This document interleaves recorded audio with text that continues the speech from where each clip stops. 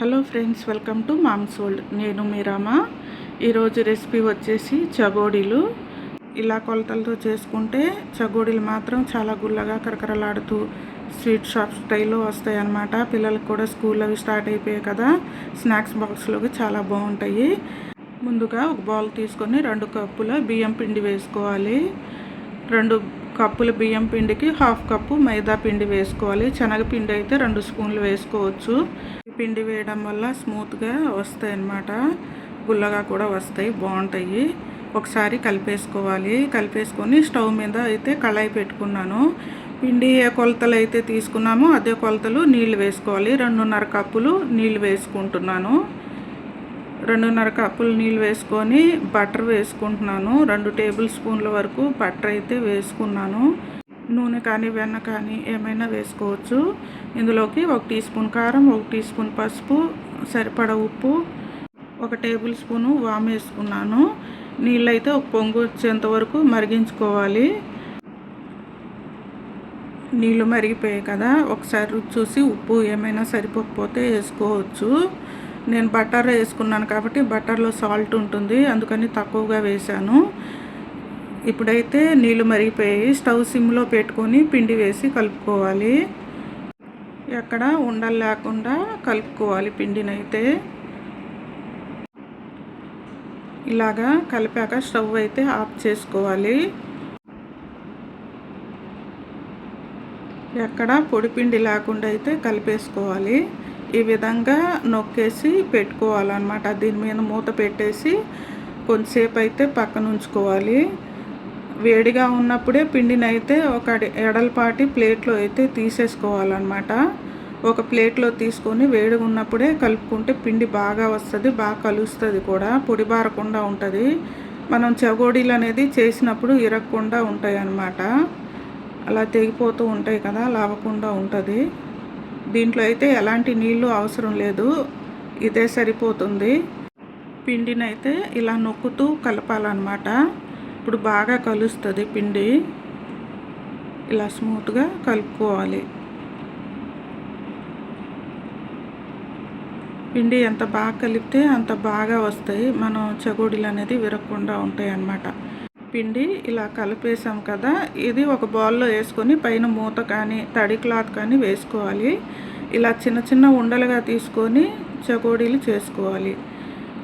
పిండి మీద మూత పెట్టకపోతే పిండి అనేది పొడిబారిపోతూ ఉంటుంది, ఎండిపోయి. నేనైతే ఇదే ప్లేట్లో పామేసుకుంటున్నాను అన్నమాట. ఇలా మెల్లిగా పాముకోవాలి, గట్టిగా నొక్కకుండా మెల్లిగా పామాలన్నమాట. గట్టిగా నొక్కితే అక్కడక్కడ లావు సన్నం అనేది వచ్చేస్తాయి అన్నమాట, చగోడీలు సరిగ్గా రావు. ఇలాగా స్మూత్గా మెల్లిగా పామాలి, అప్పుడు బాగా వస్తాయి ఇరగకుండా. చూసారు కదా, ఈ విధంగా అయితే పామేసుకోవాలి. ఇప్పుడైతే చగోడీలు అయితే చుట్టి కట్ చేసుకోవాలన్నమాట. ఇలాగా 2 వేలతో నొక్కేసుకుంటే ఇలాగా జాయింట్ అయిపోతాయి అన్నమాట చగోడీలు. ఇలాగా చూసారు కదా, ఇలా 2 వేలతో నొక్కితే చాలు. మీ దగ్గర జంతికలు గుట్టం ఉంటే దాంతో వేసుకోండి. పొడవుగా జంతికలు వేసేలాగా అలా పొడవుగా వేసుకొని చుట్టుకుంటే సరిపోతుంది.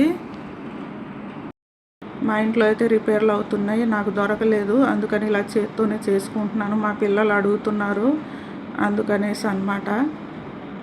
ఇంకొన్ని రోజులు అయితే వాళ్ళు కూడా వెళ్ళిపోతారు కదా హాస్టల్కి, ఇంకా వాళ్ళకి కావాల్సినవి చేసి పెడుతూ ఉంటాను అన్నమాట అడిగినప్పుడు. నాకైతే ఇది సాయంత్రం అడిగారు, చేస్తున్నాను.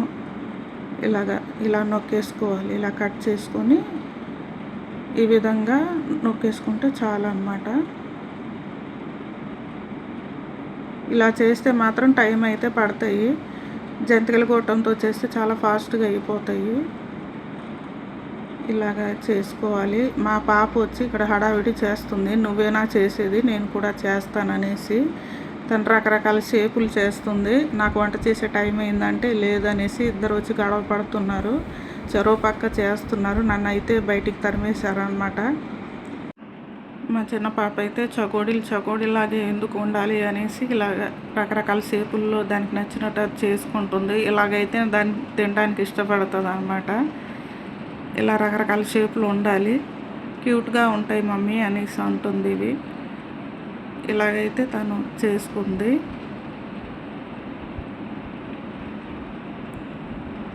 మా చెగోడీలు అయితే ముగ్గురు కలిసి చేసాము. మా పిల్లలు ఇంట్లో ఉంటే మాత్రం వీళ్ళ చేయి మాత్రం కంపల్సరీగా పడుతుంది. వాళ్ళు కూడా నాకు కొంచెం హెల్ప్ చేస్తారు. మొత్తానికి ఈ విధంగా అయితే చేసుకున్నాము చెగోడీలు. చూసారు కదా, ఇవైతే నేను చేశాను. ఇవైతే మా పెద్ద పాప చేసింది, కింద ఉన్నాయి మా చిన్న పాప చేసింది.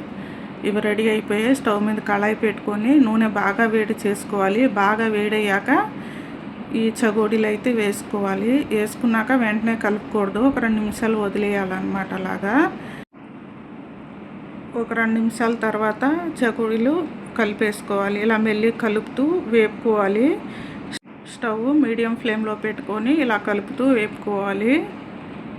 ఇలా వేపితే బాగా వేగుతాయి. హై ఫ్లేమ్లో అయితే పైన మాడిపోతాయి కానీ లోపల పచ్చిగానే ఉంటాయి, తర్వాత మెత్తగా అయిపోతాయి అన్నమాట.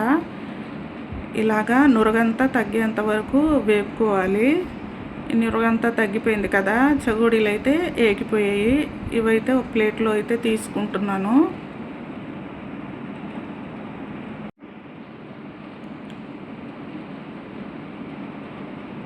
ఇలాగా అన్నీ తీసి పక్కన పెట్టేసుకుంటున్నాను అన్నమాట. మళ్ళీ ఆయిల్ బాగా వేడయ్యాక చగోడీలు వేసుకోవాలి. నేనైతే 3 వాయిలుగా వేశాను. మళ్ళీ రెండో వాయి కూడా నూనె బాగా వేడయ్యాక వేసుకోవాలి. మనమైతే ప్లేట్ నిండా వేసుకుంటున్నాం కదా, తక్కువ క్వాంటిటీ అయితే పర్వాలేదు, ఎక్కువ వేస్తున్నాం కాబట్టి నూనె కొంచెం వేడిగా ఉంటే బాగా వేగుతాయి. తర్వాత మీడియం ఫ్లేమ్ మీద అయితే వేపుకోవాలి. ఇవైతే రెండో వాయి కూడా వేగిపోయాయి. ఇవి కూడా ప్లేట్లో తీసుకుంటున్నాను. ఇదైతే మూడో వాయి అన్నమాట, లాస్ట్.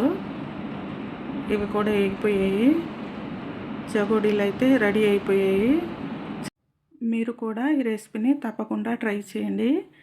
మీకు ఎలా వచ్చిందో కామెంట్ చేయండి. నా ఛానల్లో అయితే ముగ్గులు, వంటలు ఉంటాయి. ఎవరికైనా కొత్తగా చూసే వాళ్ళు ఉంటే లైక్ చేయండి, షేర్ చేయండి, సబ్స్క్రైబ్ చేసుకోండి.